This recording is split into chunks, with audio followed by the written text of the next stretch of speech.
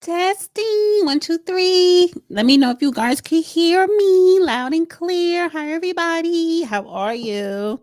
Happy Wednesday. Yes. So, hi, Barb, Catellia, Peter from Australia. Hi, guys. Happy Humpty Wednesday. We're going to have a good show. Later on in the show, Catellia, P. Ray will be coming on.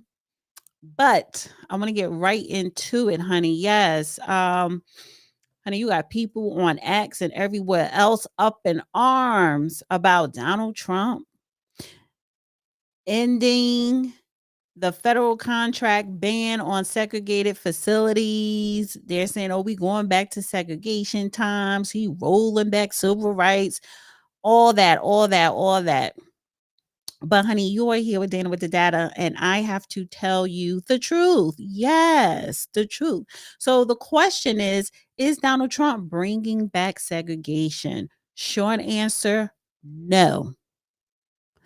But before we get into it, I want you guys to please hit the like button, thumbs up, thumbs up, thumbs up. Share, share, share. Please share this video on all your social media outlets. Thank you, Concrete. Honey, I have to get me some more new hats. And so share the video, like the video, comment in the comment section in the live chat and in the comment section below. And if you have a question, guys, it would be really appreciated if you could send it via super chat. So yeah, hit that $ to support the platform. And that's it for my intro PSAs. So let's get into it. So I asked the question, is Donald Trump bringing back segregation? No, he's not. No, he's not. So where did this all start? So federal contracts no longer ban segregated facilities. The Trump administration has altered federal contracting rules by removing a clause that explicitly, I hope I said it right, ban segregated facilities in contractor workplaces. This change, part of an executive order to combat diversity, equity, and inclusion, i.e., DEI, initiatives, eliminates a prohibition in place since the 1960s under President Lyndon B. Johnson. Although segregation itself remains illegal, yes, it does, the policy shift has raised concerns about a regression towards past discriminatory practices. Now,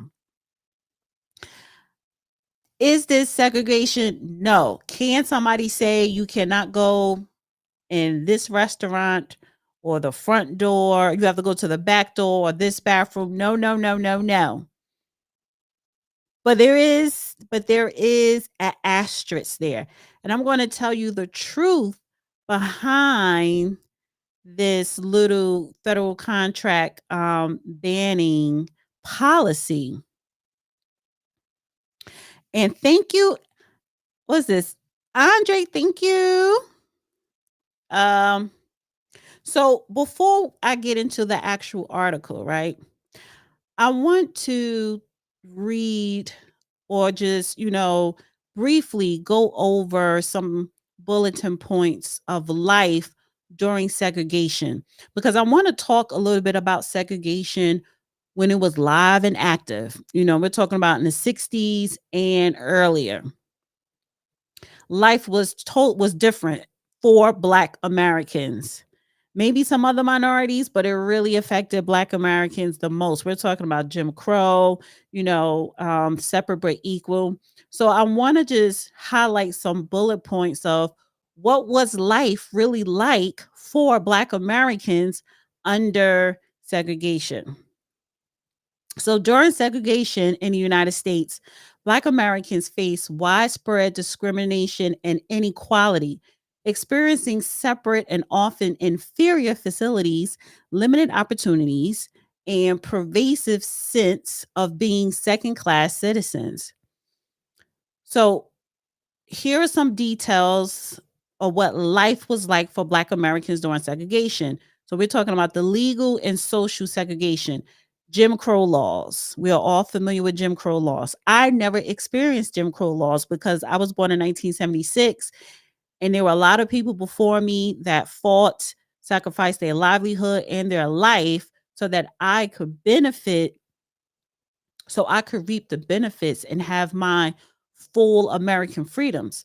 But you had the Jim Crow laws, the state and local laws enforced primarily in the South, mandated segregation in almost every aspect of life: schools, hospital, restrooms, restaurants, transportation, even cemeteries. And I'm going to get into that.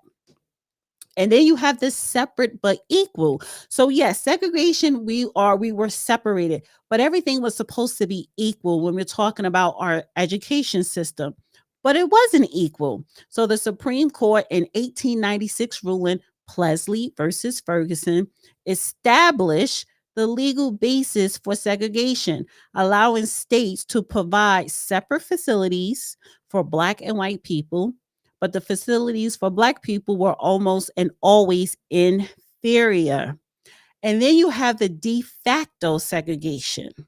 Even in the South, where segregation wasn't legally mandated, a system of de facto segregation emerged, with Black people often attending separate schools, living in segregated neighborhoods, and facing discrimination in employment and housing. So, what was the impact on the daily life for Black Americans? Well, you had limited opportunities. Black Americans were often confined to low-paying jobs. If you remember, whether it's through history, research, or depending on your age, living through it, majority of Black women, they were the housekeepers during that time.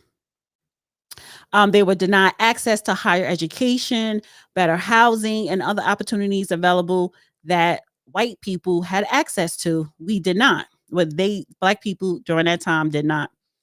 Also, inferior facilities. Black schools, hospitals, and other public facilities were often poorly maintained, underfunded, and lacked resources compared to their white counterparts.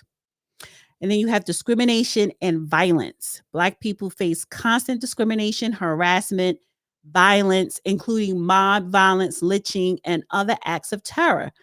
When we talk about the red summer of 1919, yes, that red summer of 1919, it was horrific during that time. But going back, if you do the history, that whole year, you might as well say, was probably the bloodiest year that Black Americans had to face when we're talking about violence, from white people. Um, you also have voting rights, right? See, the voting rights is a lot of what these Democrats today are toting, saying, oh, they're trying to limit our voting rights, which is BS. But during the time of segregation and Jim Crow, voting rights were limited for Black Americans. Black Americans were systemically disenfranchised through measures like poll taxing, literacy tests, and grandfather clauses, which effectively prevented them from voting. And then you have housing. Federal housing policies after Depression ensured that African Americans and other people of color were left out of the new suburban communities and pushed instead into urban housing projects, i.e., redlining. Restricted social interaction, segregation laws, and social norms severely limited interactions between white and Black people, reinforcing racial hierarchies and perpetrating prejudice. And then we have the civil rights movement. The struggle of equality and an end to segregation accumulated in the civil rights movement of the 1950s and 60s, which ultimately led to the landmark legislation like the Civil Rights Act of 1964 and the Voting Rights Act of 1965. So I say all that to say life for Black Americans under segregation was very hard, between Jim Crow, limited opportunities, discrimination, and violence, voting rights, disenfranchised when it comes to voting rights, housing, a lot of things. But now we don't have to face those things. So what are we talking about, right? When we see articles that's been floating around X all day, I guess I could leave myself like this, right? Or should I make myself bigger? No, I want the circle. So let me share this.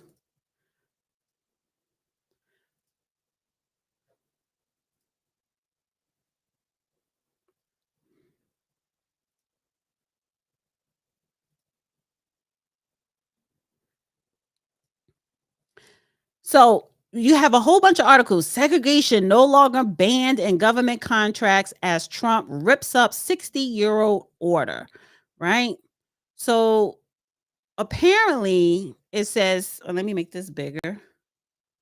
After recent change made by the Trump administration, the federal government no longer prohibits contractors from having segregated restaurants, waiting rooms, and drinking fountains. And this is the problem, everyone. This is the problem that we're having because that's not true. The segregation clause was among several mentions in a public memo detailing President Trump's executive order of diversity, equity, and inclusion. Actually, let me make this bigger this way. Or should I do it this way? No, I'm gonna do it this way. This way.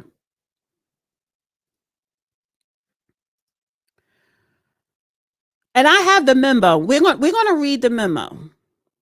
So they're basically saying a segregation clause among several mentions in a public memo detailing President Trump's executive order on DEI. Trump rescinded an order issued by President Lyndon B. Johnson in 1965 regarding federal contractors and non discrimination. Johnson enacted the order shortly after the Civil Rights Act of 1964, which marked a pivotal moment in history. So, what exactly is the memo? What exactly is this memo?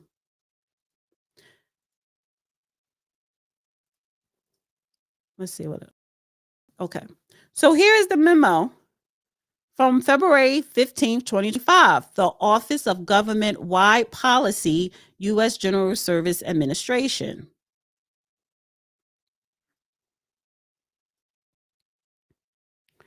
Memorandum for Civilian Agencies, Worm Clark Director.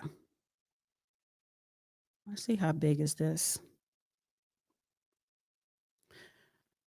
Because when I say Trump he is not rolling back policies to usher in segregation. No, he is not. But we're going to go through this memo, and I'm going to tell you why he issued this particular memo and policy or executive order. So, executive order 1417.3, ending illegal discrimination and restoring merit-based opportunity, revoked EO, which is short for executive order 11246, equal employment opportunity. Several FAR provisions pro, promulg- promulgated to enforce EO 11246 are not consistent with the direction of the president. This letter describes changes to contract and solicitation terms that will ensure compliance with Executive Order 14173 and serves as consultation in accordance with FAR, authorizing agencies to issue a class deviation to implement the necessary changes. FAR subparts equal opportunity for veterans, employment of workers with disability, and their related provisions and clauses are based in statute, are not covered by Executive Order 11246, and thus are not affected by this letter. Contractors are still covered by existing United States laws and civil rights non discrimination. These laws apply whether or not the company is a government contractor. So it says right here, contractors are still covered by the existing United States laws and civil rights and non-discrimination, which means they cannot discriminate or segregate on the basis of sex, race, color, yada yada yada. Now, the Department of Labor sent a message stating on January 21st, 2025, the White House and President Donald Trump issued an executive order ending illegal discrimination and restoring merit based opportunity, which revoked Executive Order 11246. For 90 days from the date of this order, federal contractors may continue to comply with the regulatory scheme in effect on January 20th, 2025. You may also read the full message here, but we're not. This letter also addresses EO 14168, defending women. This is the kicker, defending women from gender ideology extremism and restoring biological truth to the federal government by removing the defined term gender identity at FAR 22.801 and the clauses at FAR Part 52 that include the term. This CAAC letter is being used in my capacity as chair of the Civilian Agency Acquisition Council to serve as consultation in accordance with FAR, authorizing agencies to issue a class deviation to ensure compliances with executive orders, this and that. If FAR deviation is issued by agencies consistent with this letter, contracting officers shall use the following changes. Now, this is the focus where everybody needs to be focused on. This is the area. What Trump did when he issued the DEI Executive Order 141, whatever, whatever, it is to protect businesses who have federal contracts and they choose to only issue men and women, let's just say, bathroom privileges. This is not an attack on Black people, but the Democrats are putting it out there as if it is. What it's doing is protecting companies that do not want to allow, let's just say, a transgender woman using the woman's bathroom. So if you remove that little clause, it protects the company for being sued by LGBTQ organizations. That's what this is about. So it sounds good saying, oh, he's removing the segregation clause for contractors. That clause would have allowed organizations to sue companies that refuse to allow transgender or somebody who identifies as a woman, let me just say a transgender woman, that removing that clause prevents a company from being sued if that company chooses not to allow transgender women to use a woman's bathroom. That's what that is about. It is about LGBTQ issues, not about Black issues. See, if you're just focusing on the headline and you're just focusing on what people tweet, or post on Facebook or X, and you're not actually reading the memo, the government memos, which is public for everyone, because these articles that type up these articles, oh my God, he's bringing back segregation, he's bringing back Jim Crow, they have to hyperlink the actual memo from the government that is saying XYZ. This is specifically to protect women, or it is to protect women's rights, basically, and maybe any other stuff. So I know that he did issue an executive order to ban transgender from the military, and recently a judge overturned it. So these executive orders and these little provisionaries that he is allowed to take out, it is helping companies, protecting companies from being sued if they choose to not fall into this woke agenda. That's what this is.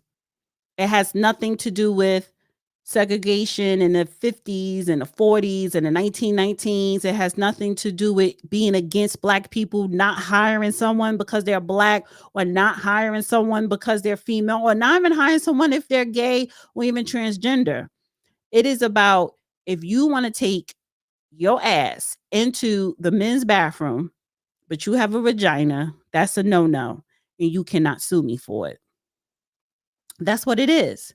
But the Democrats are so dead set on making sure that they cause this racial chaos in society. That's their one trick pony right now. They're not even talking about policies. Now, what else that was going on? You had the Department of Defense eliminating Jackie Robinson, Medgar Evers, and a major whose name is Charles Rogers, erasing, I guess, their accomplishments from the Department of Defense website. Well, that's not true because they're already back up on the website. So some people was I actually, so when I'm again looking at people post and these article headlines, but when I went to the website after reading these headlines and the articles, I didn't see any type of discrepancy there. But people were saying, "Oh, they put it back up."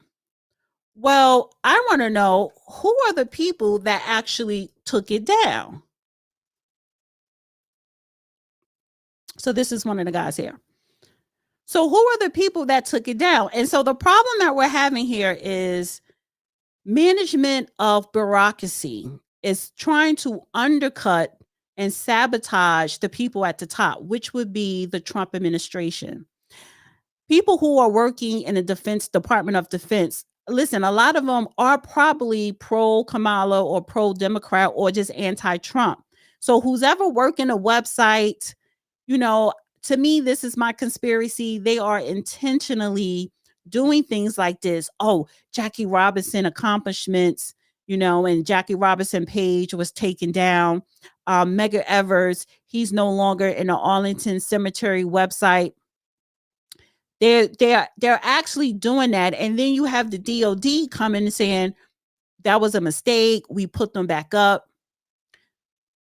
Because now the narrative is, see, this is what happens when you get rid of DEI. They're going to target Black history, our historical Black figures, anything with Black. They're putting a Black face on this anti-DEI. But the face that they need to put up there is the rainbow flag. The face that they need to put up there is white women, because Black people never benefited from DEI. Before DEI, all of these Black military men, Jackie Robinson, Medgar Evers, General Charles Rogers, and so forth, they were already on that website before DEI even existed. So what is the problem now? DEI focused solely on LGBTQ and white women. It has nothing to do with Black people, but the Democrats, that is the narrative that they're trying to put out there. Oh, he's targeting Black people because Trump is a racist. Remember? That's all they're saying. He's a racist. He's a racist.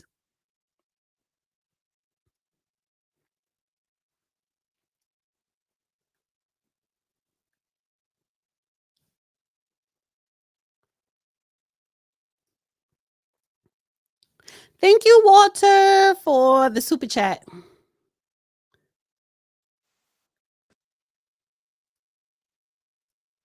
Thank you, Andre, for the super chat as well. Thank you, guys. Please hit the like button and please share, share, share. I do see P right. So again, Trump is not taking us back to segregation. He is not taking us back to Jim Crow. Your state still have laws banning any type of racial discrimination, segregation, all that. And even on a federal level. That was not touched. The only thing he took away or revised was for federal contractors. There are certain things that they are allowed to do. And it really falls down to if you want to maintain women and men separate bathrooms, or when it comes to this gender ideology, you don't have to adhere to it. Nobody cannot sue you because you don't agree or you don't go with that agenda. That's what it boils down to. And if you don't like it, then too bad. Okay, CWM saying stop lying. I'm not lying. I just read the damn memo. If you go to the Arlington Cemetery website, if you go to the Department of Defense website, Mega Evers, Major Charles Rogers, Jackie Robinson, they're up there. They're up there. So we're talking about management, mismanagement in these bureaucracy in our bureaucracy. You know, when you call up, let's say if you got to go to court and you have a ticket, but the reception messes up something, like a clerk or something mess up something and it delays stuff or whatever, that's a breakdown in management. And that could happen when we're talking about the DOD. Stop looking so deep into it. Oh, they're anti-black. Trust me, the other side, the Democrats, the Jasmines, the Maxines, the Roland Martins, and the Hakeems, and the Chuck Schumers, they all want you to believe that shit. And it's just not true. It's false. I see my girl P. Ray. DEI, what's this? DEI is used by Republicans as a racial term for years, Dana. Really? Show me that. Show me that, honey, because DEI, that term DEI didn't exist until the Biden administration. And this is another thing. You could vote and be a part of whatever political party you want to. But baby, when you come up in here and you want to push back against my receipts, you need to have receipts for that. See, I just showed you the government memo that these articles are, they create these false narratives to that memo. Honey, I got to get a desk fan. Give me a second, P. Ray. I'm just saying, if you want to go against what I'm saying, then you need to have your receipts. Hi. Oh, hey, girl, you should have said 3, 2, 1. Let's go. Oh, I'm But about to say, here I go. no, it's okay. Hey, happy Wednesday. Yes. How are you? I am wonderful. Thank you. Hello, America and the world. All right. So, Oh, wait, I got on these headphones, but they're not like headphoning. I mean, does did it you sound connect? okay? Did you connect the headphones to the audio? Let's check it out. Oh, here we go. I can hear you. Can you hear me? Yes. Oh, you sound Oh, so much perfect. better. Yes. Thank Um. you. Yeah. So I wanted to share this, right? Before we get into, because you come up here, you come up here and you are, you break down what's going on in Chicago, because it really all started with the migrant crises. You always give us an update. But listen, Tom Homan, he's handling all that. The new borders are Trump, he's handling all that. There's no complaints because they getting up out of here. Um, Correct. maybe I would change my background. Yeah, our while you doing that, our goal was always to get federal intervention here in the city because we knew that help wasn't coming on the municipal, county, or state level. So here we are. We went, did the work, got the attention we needed. Tom Holman came here. We met with him, shook his hand, told him, "Hey, come on, we need you here." And now they're doing their part. So I feel like um, we accomplished the goal that we set out to do, and that was to get federal assistance here to help us deal with this border issue because the border is on the west side of Chicago, first and foremost. So thank you to President Trump. Thank you, Tom Homan. Thank you to the GOP for helping us pull this together. Mm-hmm. Well, before Hmm. we dip back into Chicago, I want to stay on this segregation topic, right? Yes. Segregation today, segregation tomorrow. You know, we got segregation in Chicago and we love it. Okay. We love it in Chicago because, see, the issue with segregation was not necessarily our proximity to whiteness, it was about gatekeeping resources. So, in my opinion, integration is inherently racist because what it tells people is that in order to get access to the resources of the society, you have to be close to white people and they have to give you permission to be close to them. And therefore, you're going to spend your entire life trying to see if white water is wetter and white ice is colder in order to fulfill the goals of integration. And that's just not who we are in Chicago. Chicago is a segregated city because after the 1919 riots, this was the first and one of few riots where as many white people died as black people. So at that time, they shook hands and said, okay, y'all stay on y'all side, we'll stay on our side, we will never get together and fight again. And it never happened again. However, that has caused us to become a city of ethnic communities, aka segregation. And we love it. You can go to Little Village and get your tacos. You can go to Humboldt Park where the Puerto Ricans are and get your burrito sandwiches. You come to the West Side and eat jerk egg rolls. Like whatever you want to do, you can go around the city and experience different ethnicities. And that's the beauty of the city. So with segregation for us, we like it. Nobody is trying to become this mosh posh because when you do that, that's when you lose the ethnic integrity of your community. I hear you, but I Mhm. just ran down early in the show life for Black Americans under segregation, and it wasn't good Well, because it wasn't good only because they were withholding them resources. yes, That's it. Yeah, that was it. It was about resources, not proximity to white folks. See, I went to Hampton University. Shout out to the Better HU, and that was very eye opening for me because Hampton University is a country club HBCU, and it was filled with Black children who grew up in white environments who had all of this trauma, and they would sit around and they would cry and they would be like, oh God, I went to school and they were mistreating me. And I'm like, why did your mama send you to that school? Why were y'all living over there? Like, I don't get it. Because here in Chicago, I went to good schools. My mom and daddy stayed on the west side of Chicago so I can go to the best schools, which are the Chicago public schools. And those were very diverse environments. I think that my self-esteem was built on the sidewalks of the west side of Chicago by fellow Negro people. And it's like that for all of us over here. That's why Chicago people are so bold. So yes, the conditions themselves were not good because of the resources being segregated. But overall, socially, we were okay.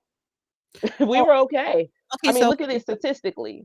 well, I want to play this clip, and um, I thought this was so cool. It's Subway Takes with Cameron Rahma, and Hmm. so the question was, bring back segregation, featuring Jolie Nicole. So it's about like a 2-minute clip, and I want to play Okay. it, and I want to get my thoughts on it. So what's your take? Bring back segregation. 100% disagree. Dead and bring it back. I want to know where I'm not welcome, okay? Put them signs back up. Colors only, whites only. Let's do it, all right? Rip the Band-Aid off. Especially for a restaurant. Are you kidding me? Whites only? What do I want to do in there? What they got? Mashed potatoes? Mayonnaise? Hot dogs? Colors only? We got seasoning. Turmeric. Paprika. Okay, I like this. Okay. You were saying that the black excellence. Absolutely. The segregation is to get The colored excellence. Okay. Okay. What's Wait. the playlist in the whites only spot? They playing Carrie Underwood and Kid Rock. We playing Babyface and Diggable Planets. Ain't no overhead lighting. What are you talking about? Wait, where am I going? Colors. Hell yeah. Look at his hair. Talk about where am I going? That's the problem with North Africans. That's what I'm talking about. Hell yeah. I'm in. 100% agree. Let's go. Talk about where I'm going. Oh, man. Yeah. What happens to you in the summertime? Where are we putting the Italians? Listen, I just want to know. I don't need their food. I don't like tomatoes. Okay, so they're going on the white side. Black people spend over $1 trillion a year. I would love for the government to force us to spend it on our own people. This is very good. Yes. I like this a lot. I brought you over to the side. And the black airplane? Oh, come on, the Soul Plane, baby. I want to be on Soul Plane. Yes, it's going to be noisy on there, but that's what noise cancellation headphones are for. You know what I'm saying? And they're going to have all the good movies? All the good movies, all the good music. Oh, man. And while we at it, bring back sundown towns. They never left, but... What's that? Well, a sundown town was back in the day during Jim Crow where black people weren't allowed to be in a town after the sunset. Wow. So those towns never left. They still exist in America, but they took the signs down. I want them to put the signs back up. I wanted to save 200 miles to the next town that likes colored people. Get your gas in Atlanta. Don't stop till you get to Savannah. All right? I'm with her. He with me. So that's Subway Takes. I thought it was funny, and I love the YouTube channel. I did subscribe. The link in the description. So go and subscribe to Subway Takes, and you can also follow them on X. But I thought that was funny. It was witty. I kind of understood what the black woman Jolie was saying, but I disagree. No, I don't want to bring segregation back. Why? Because the whole premise of getting rid of it is so that black people can have access to resources. Saying, "Oh, we need segregation back," you are inviting back all of the disenfranchisement that came with it. We do need a rebirth for something, because even when you look at so-called black communities, technically we don't have black communities if our money isn't being produced and staying within that community. There are a lot of things that black people need to be focused on that has nothing to do with white people, because what she was describing is black people and even people who fall on the colored, we all separate from white people. No. See, that's not what I'm saying. That's not. Yeah, go ahead. This is my take on it, because she was saying, because he even said, "So where would I go?" And he was like, she said, "You're colored, so you're over here with us and all this." Wow. Listen, my thing is, the word segregation it has a meaning behind it. So when people say bring it back, like for you, it does mean like a different ideology. I get it, but I don't even entertain that word. I'd rather have a brand new word, maybe reconstruction, because yes communities need a complete reconstruction. It has nothing to do with white people. So if you're not trying to reconstruct your community for the better, then why are you trying to reach back into the past? Because people apparently think in their brains that black people had it better under Jim Crow and segregation, and they did not. So go ahead. So yes, reconstruction, that's always been my thing. Because you and I have been talking for a while. For me, we do need to reopen Reconstruction. We have to reopen the Freedmen's Bureau. When I say we need to bring it back, we need to carve out something specifically for the Negro, not black people. Black people, stay out of our Negro business, black people. Because when we talk about black people, that's how you get Barack Obama. That's how you get Kamala Harris, right? All these foreign black people want to come in and tether themselves to us so that they can, take our Negro political capital. Because as quiet as it's kept, the Negro has all the political capital in the United States of America. But we're not using it properly because we are allowing outsiders to come and kind of dictate to us what that looks like.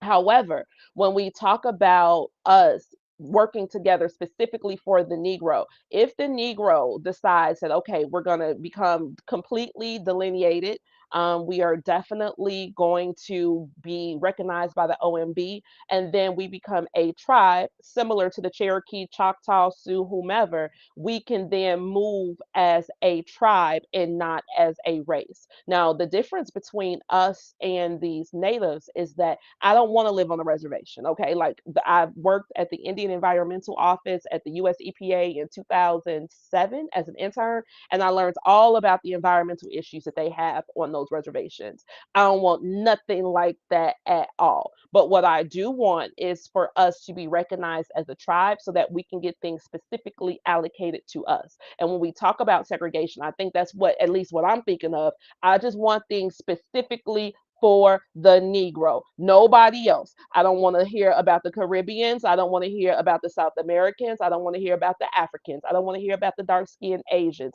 I want to specifically talk about the freedmen, the Negro. And that's what we got to do, because once we integrated, then the issue of the Negro went away. And then that became a Black conversation. And here we are in 2025, where the Negro benefits the absolute least from all of these integration policies that were supposed to help us catch up, but only pushed us further back, and then push other people forward, specifically white women and gay white men. So my Donnie is not wrong for this. I want him to get rid of every minority, DEI, affirmative action, all of that stuff, because it was supposed to go to us, but it did not help us. The same way he's keeps saying that the 14th Amendment was only for the freedmen. And now you got all these people coming over here popping out their babies, and then we got to pay for them with our tax money. That wasn't for you, honey. I don't want to hear that. So maybe, like you said, segregation is the wrong word, but I'm definitely for getting that Reconstruction back popping. We need the Freedmen's Bureau back open. We need our own branch in the federal government, just like the Indians have the Department of the Interior. We need our own set aside department as well, because we are a part of the non-immigrant class in the United States of America has not settled the issue of the Negro. So that's what I'm for. I don't say FBA. I don't say ADOS. None of that is in the federal record. That's not on my mama birth certificate. That's not on my daddy birth certificate here in Cook County, Illinois. Their birth certificates say Negro. And by saying Negro, that also puts them in a class where they are Jim Crow survivors, because Jim Crow was an act of state-sponsored domestic terrorism. And therefore, the United States of America has to pay us for that, because they were terrorizing us while we were citizens. Black folks ain't getting nothing, but the Negro is going to get everything. The freedman is going to get everything. So that's what I'm for. We got to separate ourselves. And if I don't want it to be segregation, like I said, well, we shall overcome. I don't want to see that. I've seen all them videos. Okay, my daddy was a history major. I got that. What I'm saying is, I want to go back to the period between 1865 and 1880, where we were popping. We still got the evidence of what happens when the Negro freedmen is specifically catered to, and that's through the HBCUs. They're still open. Okay, so we got towns like Chula, Mississippi. We got all this stuff. Yes, ma'am. Pause. So, what is the difference between Black people 1865 to really 1875? Because W.E.B. Du Bois said it best: Black people sat in the sun for a good 10 years, but then you have public policies that were ushered in to eliminate the Black politicians who ended up running for office and in Congress on a state and federal level. So, especially on a state level, but the difference between the Black American then and now is the people who we have representing us on a state and definitely on a federal level are not representing us. And also with Donald Trump eliminating DEI and you're going to merit base, and I'm going to do other shows on this, but just quickly, people need to understand merit base, right? You're going to have to start highlighting your condition and leave race out of it. And when you do that, you would definitely see results for your group in your community if you highlight your condition and eliminate race. So I'm not against Freedmen or the Freedmen Bank or what have you, but where are the public policies on a state and federal level? These Black politicians, i.e. the Democrats, because that's where majority of the Black politicians are at, they're not even entertaining that at all. So they're not Negroes. It doesn't matter. Negro. No, it does matter. Wait, let me finish. They're getting voted in. So if we are voting these people in from your district, if Black Americans are voting these Black politicians in, whether they're you say, I don't even say Negro, but whether they're Black Americans or Black immigrants or not, they're being voted in. And why are you voting someone in if you don't have an agenda for them? So I think the lack of self-determination is the problem. We're not going to get anything if you don't have self-determination, if you're not holding these people who you put in office accountable and have an agenda for them. So let me a couple things. Number one, Du Bois was not a Negro. Du Bois was a Haitian immigrant. Number one, first and foremost, and it just grinds my gears how we as Negro people elevate Du Bois because white folks elevated him back then, and then we elevated him. I'm a Hamptonian, so you know I'm Booker T. Washington to the bone. That was a Negro from Virginia. So when we talk about Du Bois and what he's saying, Du Bois was looking at us from a foreigner's perspective. I think he was like first generation American. However, when we talk about our people that we are sending to Congress, remember, I worked with my congressman when I was a child, when I was in high school, and the Congressional Black Caucus used to have a program called WOW with ownership wealth. And the goal was to increase Negro Black home ownership by 1 million between 2000 and 2005. Well, I mean, 2010, I graduated in '05. Okay, I'm what going to happened? tell you what happened. The Democratic Party, Rahm Emanuel, all these people conspired against the Congressional Black Caucus, went behind the scenes, changed the lending rules, made it so that subprime instruments could be sold on the market. I can go real deep into that as a finance person, but basically they conspired against it and used that as a way to literally take our properties from us. So while the Congressional Black Caucus was helping get Black folks in those houses, people like me coming out to school, making photocopies and calling the lenders, they were behind us conspiring to legally take it all away from us. And that's how we lost 70% of our wealth under Obama. Now, Barack Obama had the opportunity when they went to the Senate hearings, and they specifically said that they specifically targeted Black communities with these bogus loans. Obama bailed out the banks and let the banks keep the properties after knowing that they preyed upon us. So that was our fault. And I was telling people at Hampton, y'all, look, I was this man intern. I'm telling you, this is not going to go right. This is going to be bad for Black people. They shut up. You are always a hater. And look, we lost 70% of our wealth under him. So I say that to say this is why it's very important that we make sure that the people that we send to represent us are actually representing us. They are not just Black people.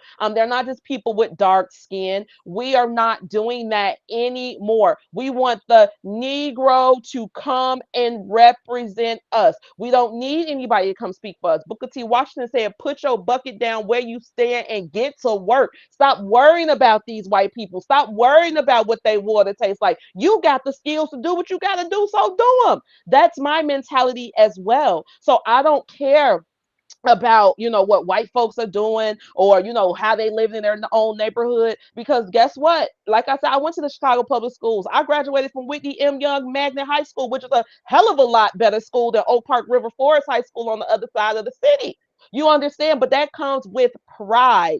We have to get our Negro pride back. It is so important. We are so focused on what everybody else is doing it, who's looking at us and what they gonna say, and we're not focused on us. We are well qualified. I am a stockbroker in the United States of America. Y'all ever seen that movie The Pursuit of Happiness? When he was reading the book, P. Ray did the same thing, and guess what, I passed that test. It didn't matter that I'm a Black girl from the west side of Chicago. I went in there and I read my book and I passed my test when a whole lot of them white boys could not. So that's what I'm saying. We So got to stop making ourselves feel like we are lacking when we not. We know how to read. We know how to write. We know how to count. We know the lay of the land. Why we need the children of the immigrants to come tell us anything in our own country? We don't need them for the access. wait. So yeah, I see. Here's the thing. I hear you. I'm not Mhm. disagreeing with a lot of things you're saying, but I don't get into the semantics of, well, this is a Black immigrant and I don't need you to talk for me, whatever. I don't get into that You because have to, Damon. no, let me finish. No, I don't. Because Mhm. here's why. It could be, I don't give a fuck who you are running for. I don't care I look at it like this. I don't care what your background is, the person running for office. I care about what are your goals? What is your agenda for the community? You could be white. I will vote for you if I come to your office and I have an agenda, or I see that, okay, this is what you stand for, this is what you're going to do. I don't care about where you come from, what color you are. Are you doing the job that I need you to do? People are so hooked up on color, and they're so hooked, and I'm talking about when it comes to politics. See, Mhm. just focus on the politics, focus on the policies, and you make sure that you hold that person accountable. Dr. Amos Wilson said it best. He said, "We, the people, are the forecasters. The politician is just a presenter. I don't need a black person who called themselves a Negro or a Freeman. I don't care. I don't care if you came from Africa 6 years ago and you became a councilman or a mayor. I don't care if you are a white woman or a white man. I don't care if you're a MAGA person. I don't care. I care about the public policies." Just real quick, there are a lot of people who, for instance, Judge Joe Brown, he can't stand Booker T, and that's what his I'm upbringing, his sure. parents. But Mhm. it's not just him. You do have people that may prefer Booker T or WB. It doesn't even matter. But and then and then people understand that they respect both. Again, you talk about, well, he was a Haitian. Again, that's not completely accurate. It's But not. look it up. Look it up. I don't come on here and lie. That's the Wait, first wait, thing. wait. No, I Wait, said that he comes so from let me Haitian let me let me parents. let me Yes, clarify. ma'am. I already looked it up. Now, What did it say? his mother's side, yes, he has Dutch, he has French, and all this other stuff. The Mhm. father's side, see, they were both slaves, and they came. He is the first generation from his mother and father who was not born a slave. His parents were slaves. Booker T was a slave. His mother or father, one of his parents were white. So His father again, was white. His mother no, was no, no. black. My point is this though: their mission was to uplift black people. Whether a black person agreed with one person ideology over another, there were two black men making sure that the black Americans were being uplifted in society. Period. But Dana, So let me tell you. wait, wait, no, But it I'm not matters. finished. Let me I'm finish. sorry. Go ahead. Go ahead.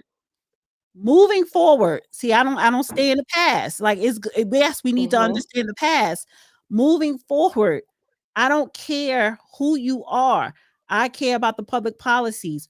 What public policies are we, the people, putting on the table for these politicians to fight for and push and pass? So this is why this matters, because there were three black men at the time holding court, and that third black man was Marcus Garvey, and we know for a fact that that was a Jamaican man, and that Jamaican man came to this country and told our people, "Black folks, come on, let's go, we gonna leave," as if we didn't toil the land, beat the French, slap the British, kick the Spanish, get all of this together. Now it's time to go. See, it matters whether or not you are a part of our tribe. Our tribe, we can talk about, black immigrants, black Americans, whatever. I look at us as a tribe, and our tribe has very specific issues that we must address with this federal government that nobody else understands but us. I cannot go to my Irish state senator and be like, "Hey, Irish state senator, I need you to," for instance, one of the things that I really, really, really push on the policy side is ESL literacy training for Ebonics speakers. It is very, very, very important that we get literacy training because everybody else gets ESL but us, and we're speaking a form of English that we had to learn by ear. That's a whole other show for another time. It's easier for me to go and have that conversation with my fellow Negro than it is to have it with that white person because that fellow Negro understands exactly what I'm talking about as I say it because they have gone through similar experiences. See, this is why you No, no, have no, wait, slow down. representative. Wait a minute. Wait, let's dissect that little piece right there, Uh because huh. what if that black person did not go through your experience? It does. If that Negro person, let that Negro, I'm not talking about a black, that Negro, more often than not, you have had that language corrected in public. Well, In public. For instance, I'll give you an example. My little brother no, went to Wash U. No, no, no, hold on. No, no. I have to give it to you in this way so that you can understand. My brother went to Wash U, which is one of the top schools in the country. He said to his one of the people in the dorm, "Hey, your roommate woke." He said, "What?" He said, "Is your roommate woke?" He said, "What?" He said, "Is he sleep?"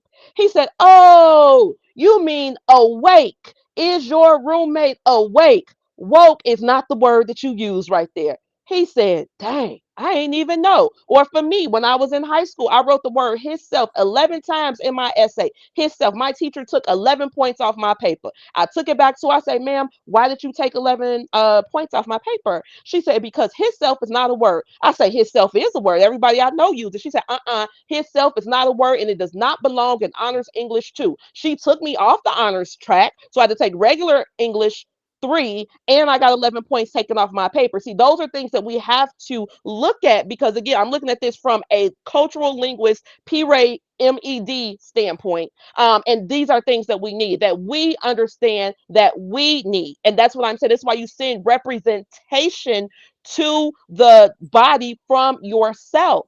And what I'm saying is, we have to make sure that we are properly represented in those conversations. But what has been happening, and we can see that now, especially in this deportation move, is that they're saying, oh, this is a black and brown issue. This ain't got nothing to do with me. My mama and my dad, y'all four of my grandparents, all 16 of my great grandparents, all American people. So why does any of my social or political capital have to be allocated to the immigrant class? It doesn't. And this is why we need to make sure that the people who are going to speak on our behalf are not going to utilize any of our social or political capital to push anybody other than the America First policy, because we are American So people. then The why? story, Wait. ma'am, So then why are black people not voting those type of people into office? because we don't know. Again, this is, we have to grant ourselves grace So because we're going through these cycles. I'm not. So No, I'm not. before, no, Okay, you're asking. that's why I disagree that because I'm not. See, because you see this one thing about you, P. Radar, you be giving black people a slide. I'm not granting a grown ass man or woman grace because you should know better. And this is the thing. So this is another question. This is just a question because you're saying that we need to have our people represent us in those political spaces. Correct. Well, that's not happening because there are people who are us and they're not immigrants, but they're Negro, whatever the hell. They're Black Americans, and a lot of them don't represent us because their constituents don't demand it. See, you only want to get what you demand and what you ask for. And also, let me just throw this out there. As a Black person, if I want to run for office and it's an opening for me to run for office, I am a Republican. So if I'm going to run for office in a Republican district on a Republican Ballot. ballot, yes, that's going to be in predominantly white city district. Correct. Should they not vote for me because I'm Black? No. They should vote for you. If you're going in there on an America First agenda, then those And I'm Americans should speaking to their definitely vote needs. for you. And I'm But speaking to but their but needs. but their needs are not as unique and specific as our needs. That's what I'm saying. We got very specific needs Right, that the no. Okay, so Negro has to address. all right, pause right there. Period. Pause right hmm there. Don't take it because I'm not cutting you off. I'm also trying to the time thing here. So pause right there. You're right. We do have needs. We do have specific needs. hmm The problem that I'm having, and this is where I think you give Black people too much grace on. The problem that I'm having is Black people are not demanding for those specific needs to be addressed. They're But not. we are, Dana. We are. I'm telling you, Mm. we are. Wait, were you on the west side, right? I'm on the west side of Chicago, the On the Illinois west side 7th Congressional of Chicago, District. the people there go to City Hall, raise hell. You have an organization, and I want you to insert right now the tangibles that you just received, you and your organization fought for, you and your community fought for, Yes. and got passed. Thank you, ma'am. So, two the things that took me down to City Hall were, one, getting school buses for the children to be transported to the selective enrollment schools where the nerd kids go. I got on the bus. I needed one for my baby. My baby gets a bus now. They send a little van to come pick her up and take her to the south side and bring her home every day. The second thing that I asked for was a stop sign at the end of my block. And I know that sounds really minuscule, but we've been in this building for 52 years. I'm not 52 years old. So very long time. And there were crashes at the end of my block, like weekly, bad crashes. As soon as you hear the boom, we know that everybody got to run out of their houses because we might have to extricate somebody from a car. So we were calling the city, doing petitions, all this kind of stuff. We went down there to City Hall, told, because what you guys see is the microphone, right, where the public comment portion. But before that, that's people are just kind of hanging out there. So there's like a little wall that separates the gallery from the actual legislation spot, excuse me. So what I do when I go is I go there and I shake hands and I wink at people and I hug them and I tell them I like their outfits and all that good stuff, right? Because we have to remember that politics is about diplomacy. Politics is about accomplishing goals through the legislation. It's not about bullying. So anyway, I go down there. I went to the large council meeting, then I went to the transportation meeting, and now we got our stop sign. We were also very successful in getting rid of the $300 million property tax increase because again, we went down there before we got on the mics and we told people like, yo, we can't spend no more money on these illegals. Like, how much y'all gonna do? Really think about this. And so the first time they got rid of the $300 million property tax levy. So those were the three tangible things that we definitely walked away from the table with. Now we are moving toward getting rid of this sanctuary city stuff because the mayor's office contacted me. I mean, literally contacted me. And in so many words, they want the truth. And it's cool, and I'm not saying it like in a winning type of way. And that's what I told them. It ain't about winning because me, Brandon, his assistants, all of us came up politically at the same time. They're a little older than me, but we all live in the same hood, knowing the same people. And what they said is like, yo, we appreciate you, P. Ray. Like when you come down there and speak on that mic, we know that it's time to work because you're gonna say something that's gonna impact the whole city. So let's work together on what we gotta do. And I said, that's cool. I'm willing to work together, but at the same time, in the same breath, I can't stand with y'all behind none of this stuff for these illegals. Brandon getting ready to go to jail, go to prison. Why does he want to go to prison behind these people? It does not make sense. And I'm not standing behind any foolishness like this. So hopefully he really gets the picture that, you're definitely going to jail. When we were at the hearing, they were asking him these yes or no questions because they were literally building an indictment against him. And so that's what we own right now.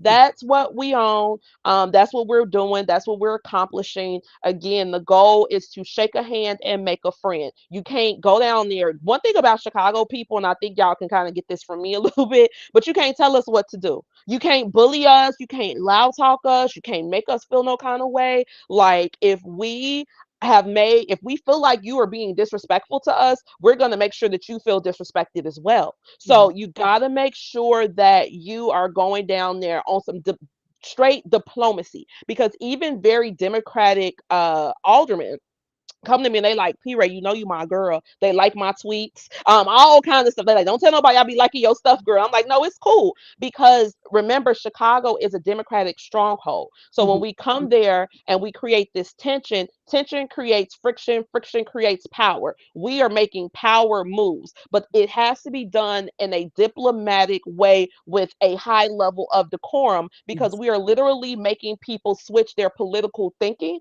and that takes a little slow walking and helping people understand how this impacts them and their political self-esteem. Well said, and that's why I'm saying, well said. I agree. You are very, very much hands-on, and you were Thank you. educated as a child when it comes to your local politics, how important that is. See, that's why I said, listen, when you come on today, we're going to talk about the tangibles that you fought for and got. And the Yes. school bus, that's a big deal. That's a big deal, Dana. Who these people were Illegals, mad. right? The illegals were getting school bus services to whereas your child was not. A stop sign at a corner, that's a big deal. And so, and Thank you. honestly, the messed up thing about it is, so that's what I'm saying, whether you black, white, or whatever, politicians, they're all liars. They're all liars. But you had to you and your organization and others had to fight tooth and nail to get those things, and it didn't happen overnight. And this is the problem that I'm saying, that when we talk about black people during Reconstruction era, those not the same black people today in office or out in the community. Because are you willing to invest a year or two, and depending on what it is, maybe even longer, to constantly go to City Hall, constantly stand these politician faces, get on that phone, you know what I'm saying? When it comes to voting, threaten them, all this stuff, right? You started an organization, which is a 501c. You have an agenda. 501c4. That's a political 501c4. action committee. Yes. Yes. That's a big investment of time, of energy, of money, of resources, of just Yes. getting a team together. Are people willing to do that? And that's what I'm saying. For me, when it comes to Black Americans today, and I don't care if you are Black immigrants, some of them are lazy too, but just specifically Black Americans, I don't see that. And you are young, I'm young. Even people who are younger, they need to be involved doing that. So you're not doing it by yourself. That's not a one woman show, No. because you can't. And people need to understand that, which is why I do bring you on weekly, honey. Yes. Thank 'Cause we you. need to have these Thank you for conversations. having me. Thank you. Yeah. We have to Indy, I see you over in X, honey, in the comment section. well, we gotta like I said, for me, this all started with It's like the me on the title very radio. misleading. Oh, okay. Because, honey, what you thought I was going to come up here and be like, Trump is a real racist and he bringing us back to Jim Crow? No, bitch. No, because I bought the receipt. And see, let No, me just say this, because I was going to, oh, is that from, no, that's not from X. The original title I was going to have, are the Democrats causing a race war via propaganda, which they is, because every time when he pulls back on these DEI initiatives, and then you have, whether it's Ben Crumps or the Jasmines or whoever, Trump is a racist, he bringing us back to Jim Crows and the Roller Martins or whatever, and the Reverend Al Sharptons, you realize that they are again using Black suffering, trying to put a Black face on DEI, which is the smoke screen. He is pushing back against the LGBTQ ideology. correct. He's not Correct. pushing against Black Americans. And listen, I don't have a problem with someone who identifies, as LGBTQAI plus. That's not it. It is that they had an agenda. Their organizations had an agenda to implement it in every aspect of our government. And that is what the Trump administration is pushing back on, because the DEI, it was for them, not for us. Correct. And that's one thing that our people really have to understand. Because even before my Donnie got back in office, I was on the radio saying, like, we got to get rid of all of this affirmative action. We got to get rid of all of this minority, all this people of color, because all that does is allow people. You ever play Mario Brothers? You know how you jump on the back of Yoshi and then you ride Yoshi to the end of the board? All that does is allow people to do is Yoshi us. That's it. All you get to do is do all the work and let them ride your back to the end of the board where they're going to jump up, grab the flag, and walk through the door. That's it. We are not doing that for them anymore. And Obama really hurt my feelings. Like, y'all don't understand. Obama hurt my feelings so much that I left the United States of America because I was so disgusted. But when I was living abroad, they meaning the Senegalese people, and I say Senegalese because they're a bunch of tribes, but they really helped me understand tribalism. And now that I understand tribalism, oh baby, the Negro is the only fool on the planet who ain't practicing tribalism. And that's why we at the bottom of the bucket, because we feel like, oh, we were mistreated, so we know what it's like to feel this kind of way, and we're just gonna open the door and let everybody in so that they don't feel misused like we did. No, fools, no. You gotta take care of home first. Timothy 5:13 says, he who does not take care of his own home is a non-believer and worse than an infidel. So if you are pushing for those people, you going to hell. This is in the Bible. This is not a game. because I believed in, this Pan-Africanism, and I'm going to Africa, and I'm going home, and I'm gonna go to Gore, and I'm gonna walk through the door, no return. No, honey. No, no, no. They let me know in the dough. You an American. You ain't no Wolof. You ain't no Syria. You ain't no Pular. Go home, American girl. I said, I'm going home. Yeah, y'all right. Thank you. I mean, they weren't saying go home They like that, but right. they were saying like, They love you dollar. don't They have love to. the American dollar. They Yeah. like the dollar. No, no, not even that. They were saying is that I didn't have to come there to look for identity because I had an identity, and that identity is American.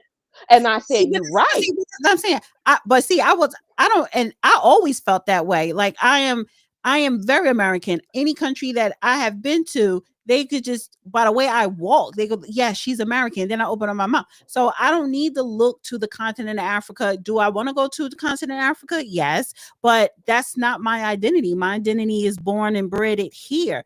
However, let me just say this, and we're going to wrap up. Mhm. I like the idea of going back to merit base.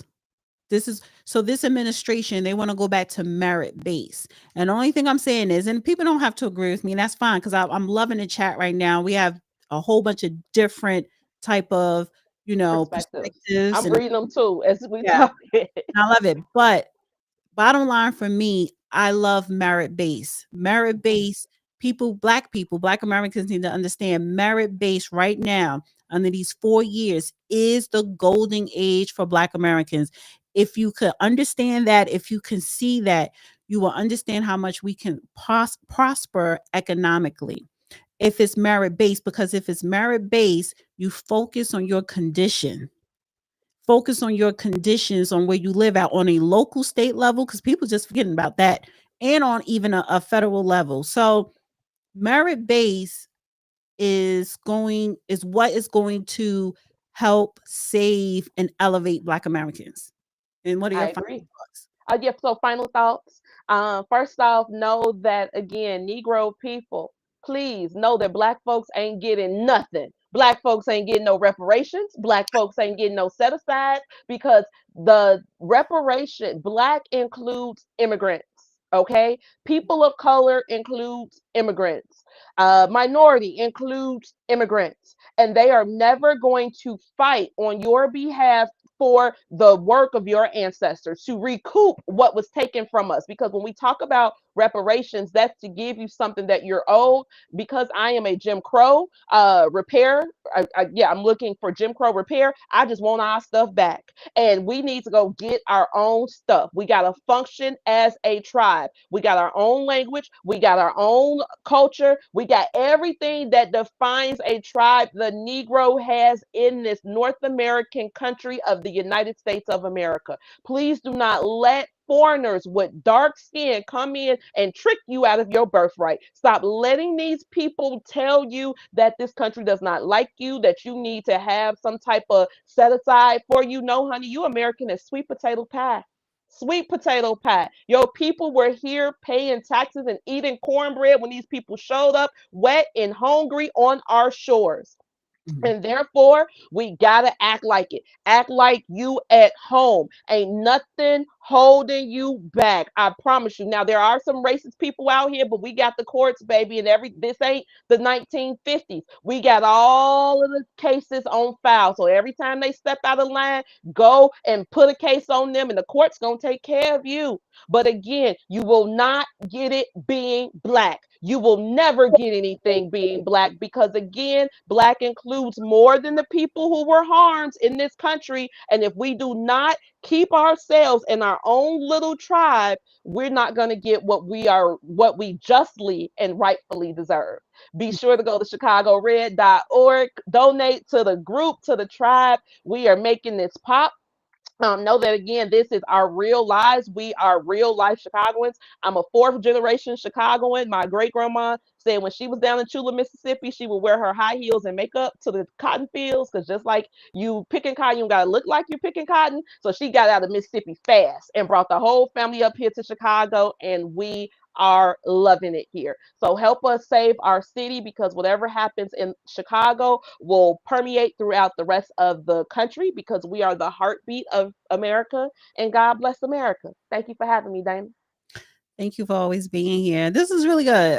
Really good conversation. And I do want to have, actually, I do want to bring, I said I want to start having panels and to have this type of discussions. It's good for the ratings. Because I see a lot of other shows and channels doing panels, which is really good, and it's good to have discourse, respectful discourse discussions, because listen, a lot of ideas and a lot of things can come out of discussion and debate and everything. We're not a monolith, but No, at the end of ma'am. the day, you know what I'm saying? I do consider me and you being on the same page when it comes to the needs for Black Americans. So like you say Negro, I say Black American, but so what? We We still talking about the same people. talk about the same people, and we're still fighting and pushing for the same policies, public policies that we specifically need, whether it's reparations, restitution, public policies in our communities. So I just look at it, stop looking for someone to give it to you. Just go out there and get it and take it. It's America, baby. Like I Yeah. say, and And we just gotta. that's how you supposed to get done in America. Get out of that welfare mentality of you owe me this, owe me meaning I'm just going to sit here and complain and you're going to give it to me. No, you got to go take it. You got to go get it. You got to go get it. So if you go It's out there ours. and get it, just like you got the school bus, you got the stop sign and other things that I'm pretty sure y'all not stopping this. There's other things on that list that y'all gonna make happen. So yeah, so thank you as always. Really appreciate you coming on, P Ray. We will see you next week, Wednesday. Oh, Thank you. get a banner for your YouTube as well, because I know you're busy. You only got time to be creating content, but I gotta do it. I gotta do it now. I got it. Like I said, it's popping. It's working. I'm gonna be back on the radio soon. Praise God. If there is anybody out here that wants to be a sponsor for my national radio show, I'm getting back on the air. Reach out to me, please, please, please. We got to get back on the airwaves. All of this started on the airwaves on Black radio. Now we go into the mainstream station. We taking this whole conversation to the big antenna, and the reason being is because the Negro is American as sweet potato pie. When we are discussing Negro business, that is an American conversation, and it's time for us to have it with everybody. That's the only way. Again, you got to shake a hand, make a friend, because we're going to need people on the other side to help us pull our goals through. mhm. Yes, ma'am. All right. Thank you, P Ray. You're welcome. Thank you for having me, Miss Dana. Thank y'all for listening to me. Yes. All right. Good stuff. All right. I'll talk to you. All right. Bye bye. Thank you, guys. This is a really good show. Really good show. Thank you guys. I really appreciate you coming on. Okay, I said an hour, but the conversation was getting good. So it was an hour, 20 minutes. Perfect timing. Great timing. When was Reconstruction era? Was it 1865 to 1875, 1875, 1880? So it's really a good 10-year run. What was it? What's her YouTube channel? I think it's at Chicago Red. I'm going to put it in my community section. I'm going to put her YouTube channel in my community section. I'm going to put it in the comment sections below. I'm gonna tag it in the comment section. So go to her, so you guys could go to her YouTube. There's not a lot of content up there, but she specifically talks about the organization, what they're doing, and what they're doing in Chicago. She is very hands-on. And when I say she, I'm talking about P. Ray and her organization. It's an organization, it's not just her. So she could get up here and she could toot her horn, she could talk her shit because she's doing the work. Her and her people, they're doing the work. And it is a lot of work. It is time consuming. You got to constantly be up in these politician faces, honey, because these politicians will play in your face. They are liars. So yeah, especially if you got to get up, you already got to go to work 8 hours a day. You got to come home, tend to your family. Who wants to go to a city hall meeting? But it has to be done. But P. Ray and her organization, They're the ones who are at City Hall during the daytime when the councilmen people want to have these meetings. So they're there representing their community. So that's what I'm saying. It's always, you really have to support your grassroots local organizations. And so yeah. So anyway, guys, thank you so much for tuning in to another Dana with the Data. I